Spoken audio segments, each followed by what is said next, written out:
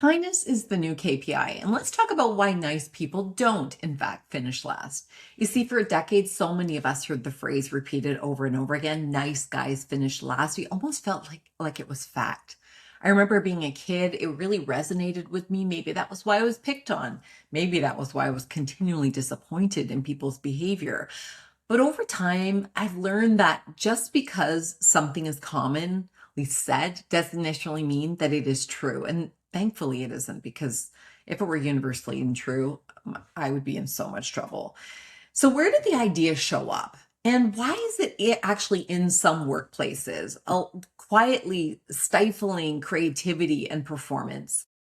See, join me on a journey in this conversation where we're going to look at the implications of the nice guy finished last being this overly simple, cynical, inaccurate phrase that actually came out of a journalist's desire to create a headline that sells, and yet somehow it turned into a mantra.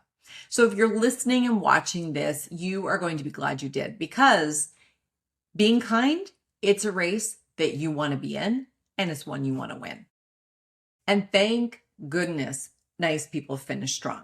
See, if we believe that nice people finish last, then to succeed, you need to be in competitive environments, to be tougher, sharper, maybe even a bit ruthless. Kindness, according to this narrative, is a disadvantage. Compassion is soft. Generosity is naive. You better watch your back before you find a knife in it. And by the way, that would be your fault. Sorry for that kind of graphic image, but it's kind of true, right? So let's pause for a moment and let's think about your own life. Something that is this idea, something that really fits. Does it always work and fit in your personal work history? See, chances are you have known plenty of people who are incredibly kind and very successful, both at the same time. In fact, I bet you're one of those people, because if you're still watching, listening to this, you care about others. Because you deeply care, your colleagues, your team member, of course, your friends, your family, your behaviors prove it. And I bet you take pride in being supportive, in being generous, of being respectful. And you know that you're off when you find a hard time being that way. And hey, we're not all perfect, so we can't be kind all the time. See, these qualities, they're not obstacles to your success. They have been part of the reason why you have built the kind of relationships, opportunities, trust that you have. And if you want to test this, here's how. Reach out to a busy person and ask them for a favor. If they drop things for you, you know that you've meaningfully built relationships, equity, and you've earned the help that they're ready and willing to give you. So where does this strange cultural belief around kindness somehow being a disadvantage, where did it come from? And more importantly, why does it sometimes still influence many organizations in how they design their culture, incentives, and even leadership expectations? So how did nice guys finish last become part of our cultural lexicon? See, I was curious about this, and if it's so incorrect, how is it so widely believed?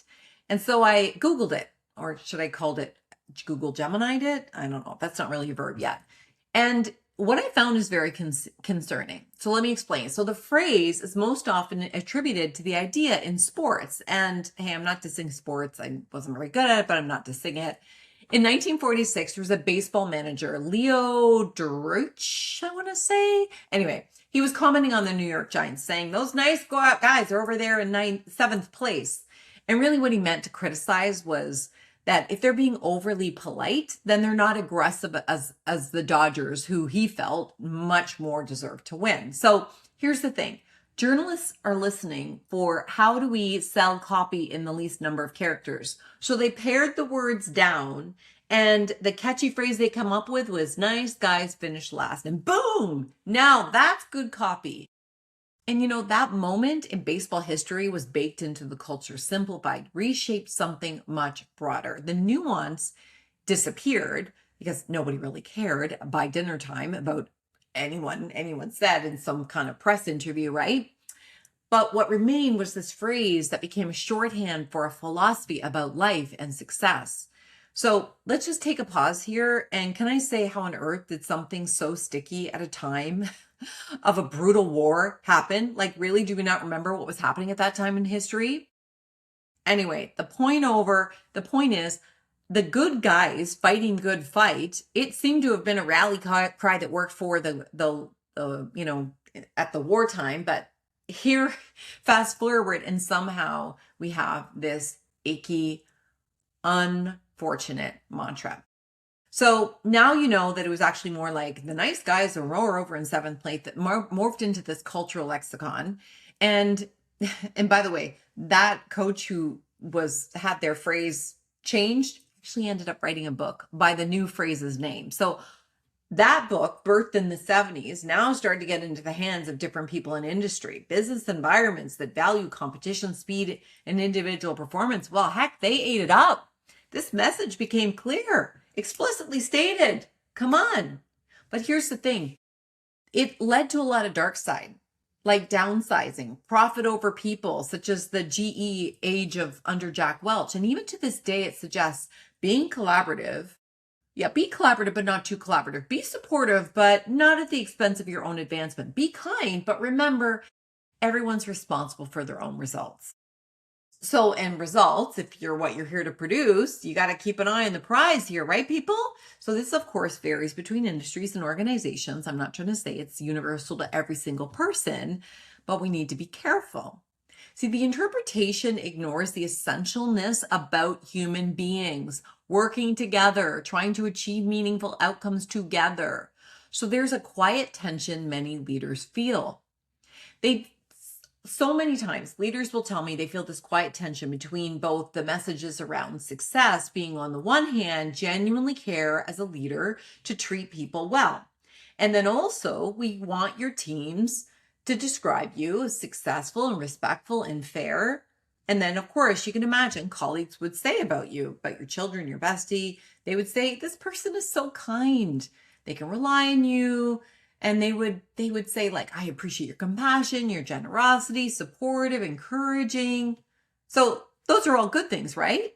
So on the other hand, however, the modern work environment often reinforces the belief that results actually are the thing that matters most. You're measured against your performance targets, such as sales, revenue, billable hours, productivity, utilization rates, output. So obviously, these indicators are important. I mean, we're in business. We got to make those targets happen. However, if you're defined by data rather than your humanness, then the pressure to make you a product of worthiness that's output driven overrides the kindness factor. So it's a signal really about what matters. And if you're constantly pushed to be something that you're not, then sometimes you feel like you need to squash the kindness, collegiality, and collaboration to be those things. So here's the thing. Your output does not matter more than you. What matters is the human effort behind it, it's the intention behind it. It matters that you are trying to do the best that you absolutely can. And leaders, if you feel like you're stuck between a rock and a hard place, I get it. Let's talk about that. See, when incentives shape our culture, this is dangerous. So a lot of industries, they're built on an entirely competitive matrix-based system. So law firms might have this, consulting organizations, financial services organizations, data-driven environments. Often the success of an individual is determined by their performance numbers. In a lot of cases, professionals remind me that the value that they feel, it's tied to outputs, and recognition's nice, but what's reinforced is the incentives and pay for performance. You see, let's take a minute, because those systems, they're creating high-performing organizations, but they also can have unintended consequences. When people are constantly compared against one another, competition usurps co-creation. In other words, it can work for a little bit, but not necessarily the long term. See, helping someone make their target can create this sense of unfairness or lack of procedural justice. Knowledge sharing begins to decline. Colleagues feel less likely to support each other because it could affect their standings over time. In a context like this, it's understandable to feel valued for more of what you produce than for who you are in the broader context. The focus narrows to the quarter, to the project, to the net promoter rating, rather than to the long-term vitality of the organization, to R&D, to client journey mapping. Now, I'm not suggesting that this dynamic in all industries is totally flawed and incapable of cultivating healthy cultures. However, it does illustrate how cultural incentives shape behavior and emotional climates within teams. So when recognition of effort, character, and contribution are absent, as is sometimes the case, organizations risk reducing human beings to performance metrics machines. And that creates a big gap in the type of culture that you want and the one that you have. So the human reality behind organizational success. Let's talk about this. Of the most consistent findings in organizational psychology, the human connection, collaboration are essential performance. What we know is that talent needs to know that they matter. And if sustained success rarely comes from isolated effort alone, we need to acknowledge the effort that comes from combining our greatness. When teams trust each other, they communicate effectively, they feel safe to share ideas, and they're going to overcome challenges more easily. Kurt Lewin, he was one of the things people I love most in psychology. Oh my gosh, I took so many of my social psych courses. And what he reminded us over and over again is that the whole is greater than the sum of their parts. So in organizational life, that insight is particularly powerful. A team that functions with mutual respect, psychological safety, shared purpose, and they do that together to produce results, they will exceed better results than any one individual contributor could alone. Those conditions do not arise from a competitive context. They are cultivated through everyday human interactions, such as acknowledging effort, expressing appreciation, listening carefully, recognizing the impact people have on each other. No one has ever told me in their career that they've ever felt too appreciated. So in other words, they're built through people, what people would call kindness. So where kindness meets results, let's dig into that. The idea that kindness is compatible with success has shaped workplace thinking for decades. This incompatibility, I should say. Yet when we look at environments where people and organizations truly thrive, a different pattern emerges.